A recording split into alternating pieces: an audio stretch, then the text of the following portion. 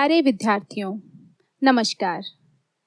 आशा करती हूँ कि आप सब तंदुरुस्त होंगे और पढ़ाई के प्रति आपका उत्साह कायम होगा। बच्चों, आज हम छठी कक्षा के विज्ञान का पहला अध्याय भोजन यह कहाँ से आता है पढ़ेंगे। बच्चों, सबसे पहले हम यह देखेंगे कि हमने पहले क्या सीखा। आज आपने घर में क्या खाया था? हमें भोजन की आवश्यकता क्यों है? क्या सभी लोग एक ही प्रकार का खाना खाते हैं? हमें खाना या भोजन कहाँ से मिलता है? यह सब हम पहले ही सीख चुके हैं। तो बच्चों, अब देखते हैं कि हम आज इस अध्याय में क्या सीखेंगे। सबसे पहले विभिन्न खाद्य पदार्थ, खाद्य सामग्री व उनके स्रोत, पौधे के भाग, जंतु उत्पाद और जंतु क्या खाते हैं। बच्चों, सबसे पहले हम विभिन्न खाद्य पदार्थों के बारे में जानते हैं। इस चित्र में हम देखते हैं कि विभिन्न विभिन्न प्रदेशों के साथ विभिन्न विभिन्न खाद्य पदार्थ भी दिखाए गए हैं। तो आप मुझे बताइए कि कौन सा खाद्य पदार्थ किस प्रदेश में सबसे ज्यादा ग्रहण होता है।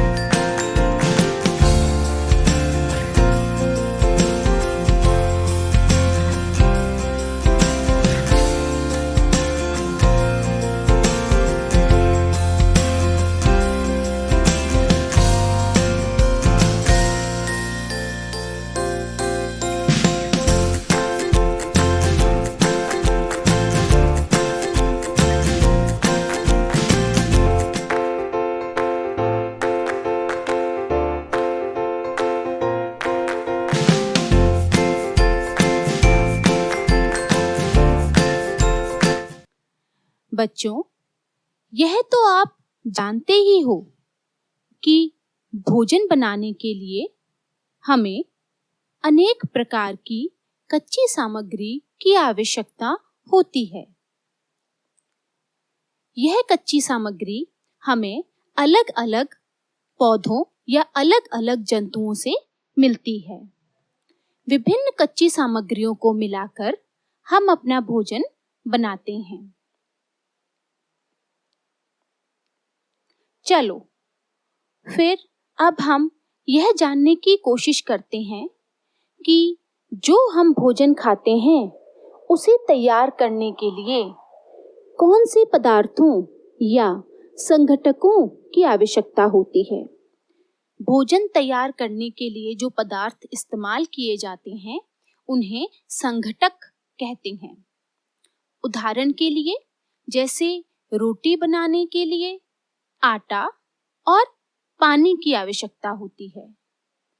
आटे में पानी मिलाकर हम गुथा हुआ आटा तैयार करते हैं, जिससे रोटी तैयार होती है। अब हम देखते हैं कि दाल कैसे बनती है। दाल बनाने के लिए दाल के दाने, पानी, घी या तेल, नमक और अन्य प्रकार के मसालों की आवश्यकता होती है। उसके बाद इन सभी पदार्थों को आग पर पकाकर हम दाल तैयार करते हैं। इस तरह हमने यह जान लिया है कि विभिन्न विभिन्न भोजन पदार्थों को बनाने के लिए भिन्न भिन्न पदार्थ की आवश्यकता या भिन्न भिन्न सामग्री की आवश्यकता होती है। चलिए अब हम यह जानने की कोशिश करते हैं कि यह सब खाद्य पदार्थ हमें कहाँ से मिलते हैं। मतलब कि अब हम खाद्य पदार्थ व उनके स्रोत के बारे में पढ़ेंगे। देखिए, खाद्य पदार्थ और उनके स्रोत का मतलब कोई वस्तु जिसे हम खा रहे हैं और वह किस जगह से, किस पौधे से या किस जंतु से हमें मिलती है। चलिए अच्छा, अब मुझे यह बताओ कि जो दूध हम पीते हैं वह हमें किस जंतु से मिलता है, किस जंतु से प्राप्त होता है? गाय, भैंस? सोचो सोचो। बिल्कुल सही, गाय। हाँ, दूध हमें गाय से प्राप्त होता है। तो दूध क्या हुआ? दूध हुआ खाद्य पदार्थ और उसका स्रोत क्या हुआ? उसका स्रोत हो गया गाय। तो दूध हमें गाय से मिल रहा है। इस तरह हमें यह पता चलता है कि भिन्न भिन्न खाद्य पदार्थों की कच्ची सामग्री के स्रोत भी भिन्न भिन्न होते हैं। कुछ खाद्य पदार्थ हमें पादपों यानी कि पौधों से प्राप्त होते हैं और कुछ खाद्य पदार्थ हमें जंतुओं से प्राप्त होते हैं।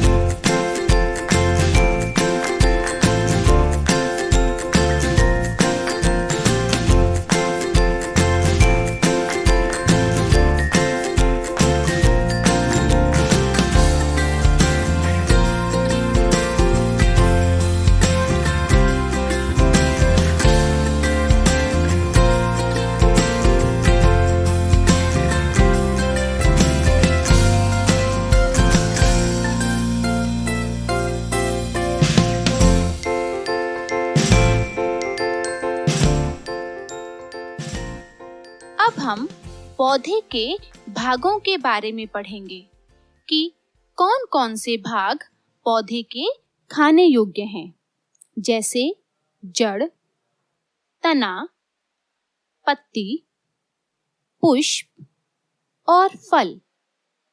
यह सभी भाग क्या खाने के योग्य होते हैं? बच्चों, आपको पता है कि पौधे हमारे भोजन का मुख्य स्रोत हैं। कुछ पौधों की पत्तियां और कुछ पौधों के फल हम खाते हैं। कभी-कभी हम जड़, तना और पुष्प भी खाते हैं। कुछ पौधों के 2 या 2 से अधिक भाग खाने योग्य होते हैं।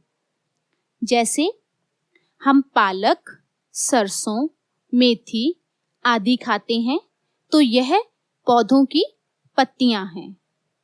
सेब, अंगूर, केले, आम आदि पौधों के फल हैं जो हम खाते हैं। पौधों के बीजों को भी खाने के योग्य माना जाता है, जैसे कि मसाले, दालें, खाने वाला तेल आदि, जो कि पौधों के बीजों से निकाला जाता है। कुछ पौधों की जड़ और तने को भी खाने के योग्य माना जाता है, जैसे गाजर, मूली, आलू और प्याज।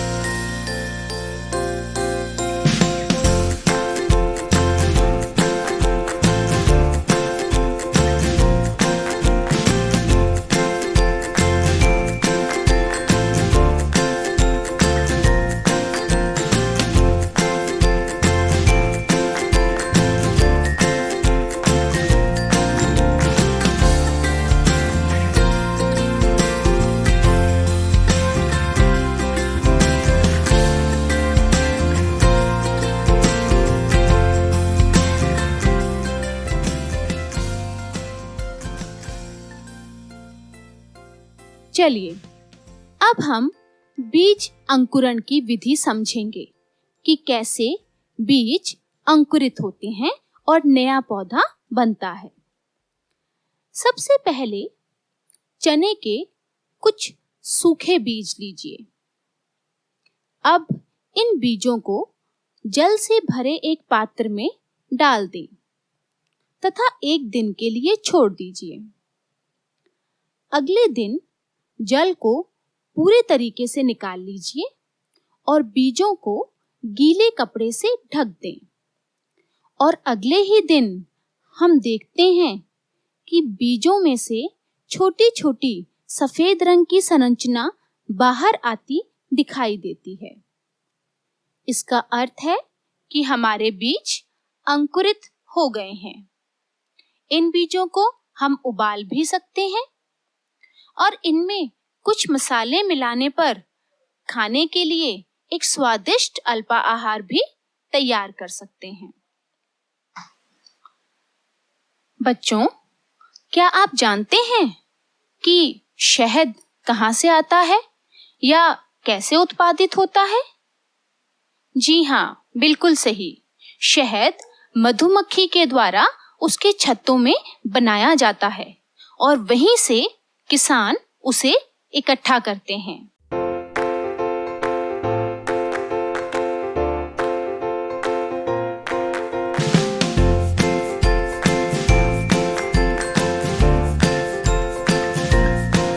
चलो अब हम यह जानने का प्रयास करते हैं कि जंतु क्या खाते हैं। बच्चों, जो जंतु केवल पौधे और पादप उत्पाद खाते हैं उन्हें हम शाकाहारी जंतु कहते हैं। जैसे कि आप चित्र में देख सकते हैं कि इस चित्र में खरगोश गाजर खा रहा है और गाय घास फूस खा रही है। इसलिए इन जंतुओं को हम क्या कहेंगे? शाकाहारी जंतु। बहुत अच्छे बच्चों, आप तो बहुत जल्दी सीख गए। इसी तरीके से अगर हम मांसाहारी जंतुओं की बात करें तो वो जंतु जो दूसरे जंतुओं को खाते हैं मांसाहारी जंतु कहलाते हैं, जैसे शेर, किरली इत्यादि। इसी तरीके से तीसरी कैटेगरी है सर्वाहारी जंतु। सर्वाहारी जंतु वे जंतु होते हैं जो पादप उत्पाद और अन्य जंतु सभी को कंज्यूम करते हैं, अर्थात सभी को खाते हैं, जैसे कि मनुष्य और कुत्ता। तो बच्चों, जैसे कि आप सभी जानते हो कि हमारे देश में ऐसे बहुत से लोग हैं जिन्हें पर्याप्त भोजन नहीं मिलता। हमें ऐसे उपाय खोजने की आवश्यकता है जिसके द्वारा देश में अधिक से अधिक खाद्य का उत्पादन किया जा सके। यही पर्याप्त नहीं होगा, बल्कि हमें ऐसे भी उपाय खोजने चाहिए जिनसे यह सुनिश्चित हो सके कि यह भोजन हम में से प्रत्येक को आसानी से उपलब्ध हो सके। कोई भी व्यक्ति बिना भोजन के ना रहे।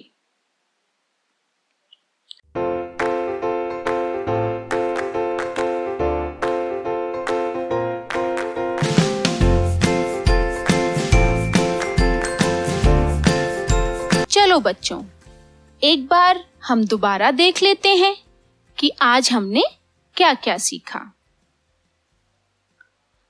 भारत के विभिन्न प्रदेशों में खाए जाने वाले भोजन में बहुत अधिक विविधता है। हमारे भोजन के मुख्य स्रोत पौधे और जंतु हैं। फल, तना, पत्ती, जड़ और पुष्प पौधे के भाग हैं जिन्हें खाया जा सकता है। भोजन के आधार पर जीवों को हम 3 भागों में विभाजित करते हैं। शाकाहारी, मांसाहारी और सर्वाहारी। चलिए बच्चों, अंत में मैं आपसे एक प्रश्न पूछती हूँ। मुझे लगता है कि यह प्रश्न आप सभी को आता होगा। तो चलिए ध्यान से इस प्रश्न को देखें। हमारे भोजन के मुख्य स्रोत कौन-कौन से हैं? आपके ऑप्शन हैं हवा और पौधे, पौधे और जंतु, जानवर और पानी या हवा और पानी। बिल्कुल सही, पौधे और जंतु, यह हमारे भोजन के मुख्य स्रोत हैं। दूध, अंडे, मीट, चिकन, मछली आदि सभी पदार्थ हमें जंतुओं से प्राप्त होते हैं। सही या गलत? बिल्कुल सही, यह सही है। दूसरे जंतुओं को खाने वाले जंतुओं को शाकाहारी कहा जाता है। सही या गलत? गलत, दूसरे जंतुओं को खाने वाले जंतुओं को मांसाहारी कहा जाता है। तो यह स्टेटमेंट गलत है। पंजाब राज्य का प्रसिद्ध भोजन क्या है? चावल, इडली, मछली या सरसों का साग और मक्की की रोटी? इसका सही उत्तर है सरसों का साग और मक्की की रोटी। निम्नलिखित में से जड़ों द्वारा प्राप्त होने वाले खाद्य पदार्थों का नाम बताएं। गाजर, टमाटर, कद्दू या भिंडी? इसका सही उत्तर है गाजर। गाजर पौधे की जड़ है जिसे हम खाते हैं। चने के सूखे बीजों को पानी में भिगोकर और उनकर बाहर निकालकर गीले कपड़े में रखने से हमें क्या प्राप्त होता है? अंकुरित बीज या बीज? बिल्कुल सही, इसका उत्तर है अंकुरित बीज। क्या आप बता सकते हैं कि हिरन कैसा जीव है? शाकाहारी, मांसाहारी या सर्वाहारी? बिल्कुल ठीक, हिरन शाकाहारी जीव है क्योंकि यह पेड़ों की पत्तियों या पादप उत्पादों को खाता है। किसी एक ऐसे पौधे का नाम बता सकते हैं जो पानी में उगता है और भोज्य पदार्थ के रूप में भी खाया जाता है? सोचिए। बिल्कुल सही, कमल। कमल के तने को भोज्य पदार्थ के रूप में ग्रहण किया जाता है।